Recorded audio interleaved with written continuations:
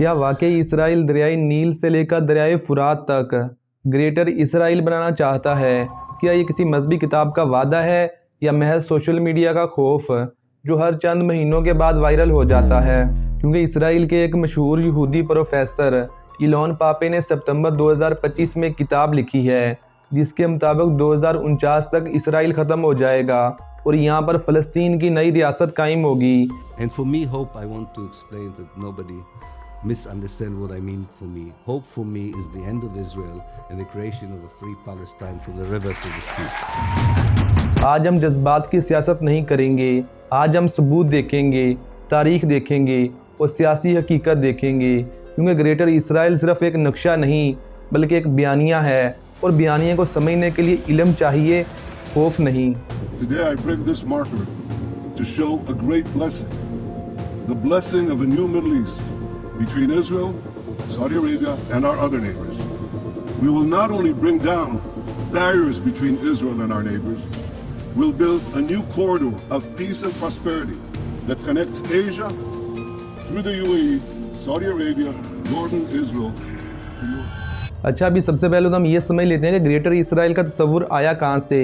تو اس کا جواب ہمیں ملتا ہے بائبل کی بک آف جینیسس سے، جس کی آیت نمبر 15 سے 18 میں بیان کیا گیا ہے کہ اللہ سبحانہ و تعالیٰ نے حضرت ابراہیم علیہ السلام سے وعدہ کیا تھا کہ وہ ان کی نسل کو دریائے نیل سے لے کر دریائے فرات تک کی تمام زمینیں عطا کریں گے۔ تاہم بائبل کی اسی کتاب کے باب نمبر 34 میں بنی اسرائیل کی زمین کی حدود بیان کی گئی ہے، اور وہ حدود دریائے نیل سے لے کر فرات تک نہیں بلکہ وہ بہت ہی محدود علاقے پر مشتمل ہے، یعنی کہ جس مذہبی کتاب سے یہ سارے کا سارا گریٹر اسرائیل کا تصور لیا جاتا ہے اس مذہبی کتاب کے متن میں بھی اتفاق نہیں، تو پھر دریائے نیل سے لے کر فرات والا نقشہ مشہور کیوں ہوا؟ تو اس کی وجہ ہے سیاسی استعمال، جس کو ہم تھوڑا آگے جا کر مزید ایکسپلین کریں گے۔ تو اب آتے ہیں اس واقعے کی طرف جس نے گریٹر اسرائیل کے نظریے کو عملی سیاست میں داخل کیا۔ جون 1967 میں جب اسرائیل اور عرب کنٹریز کے درمیان جنگ ہوئی تو صرف 6 دنوں میں اسرائیل نے تمام عرب کنٹریز کو شکست دی، مصر، اردن اور شام کے 3 بڑے علاقوں پر قبضہ کر لیا، جن میں اردن سے ویسٹ بینک، مصر سے غزہ کی پٹی اور شام سے گولان کی پہاڑیاں۔ اس فتح کے بعد اسرائیل کے اندر کچھ مذہبی قوم پرست حلقوں نے ارض اسرائیل یعنی the greater land of Israel کا نعرہ بلند کیا، اور یہ نعرہ آج بھی اسرائیل کی سیاست میں موجود ہے، اور یہیں سے گریٹر اسرائیل کا تصور شروع ہوا۔ لیکن کیا یہ اسرائیل کی باضابطہ آئینی یا سرکاری پالیسی ہے؟ تو اس کا جواب ہے نہیں۔ ویسے تو اسرائیل ایک غیر آئینی ریاست ہے، لیکن اس کے باوجود اسرائیل کے آئین یا کسی سرکاری دستاویز میں نیل سے لے کر فرات تک کی حدود کو سرکاری ہدف قرار نہیں دیا گیا۔ یہ ایک سیاسی دڑے کا نعرہ ہے، پوری غیر آئینی ریاست کی پالیسی نہیں۔ اب آتے ہیں ایک ایسے نقطے کی طرف جس پر بہت ہی کم لوگ توجہ دیتے ہیں۔ اگر ہم مذہبی دلیل کی بنیاد پر بات کریں تو ایک بہت ہی گہرا سوال سامنے آتا ہے، اگر وعدہ حضرت ابراہیم علیہ السلام کی نسل سے تھا تو وہ نسل کون سی ہے؟ حضرت ابراہیم علیہ السلام کے بیٹے حضرت اسحاق علیہ السلام کی نسل سے بنی اسرائیل ہیں، اور حضرت ابراہیم علیہ السلام کے دوسرے بیٹے حضرت اسماعیل علیہ السلام کی نسل سے باقی یہ تمام عرب نیشن ہیں۔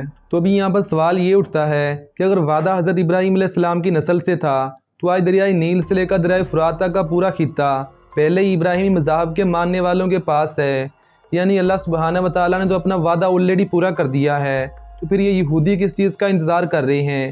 یہ ایک فکری سوال ہے، فتویٰ نہیں، لیکن یہ پورے بیانیے کو مکمل طور پر بدل دیتا ہے۔ یہ وہ زاویہ ہے جسے نہ تو میڈیا اٹھاتا ہے اور نہ ہی سوشل میڈیا، لیکن عملی تجزیے میں یہ بہت ہی اہم ہے۔ تو ابھی ہم بات کر لیتے ہیں کہ اسرائیل کے لیے دریائے نیل سے لے کر دریائے فرات تک گریٹر اسرائیل بنانا اصل میں ممکن بھی ہے یا نہیں۔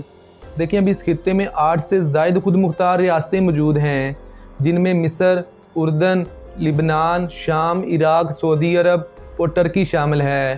ان ممالک کے پاس لاکھوں فوجی اور جدید اسلحہ موجود ہے۔ خطے میں ایٹمی طاقتیں موجود ہیں، جن میں پاکستان بھی شامل ہے، اور صرف اتنا ہی نہیں بلکہ امریکہ، چائنا اور رشیا تینوں کے اسٹریٹجک مفاد اس خطے کے استحکام میں ہیں، یعنی کہ جیو پولیٹیکل لحاظ سے دریائے نیل سے لے کر دریائے فرات تک مکمل اسرائیلی ریاست کا قیام عملی طور پر ناممکن ہے۔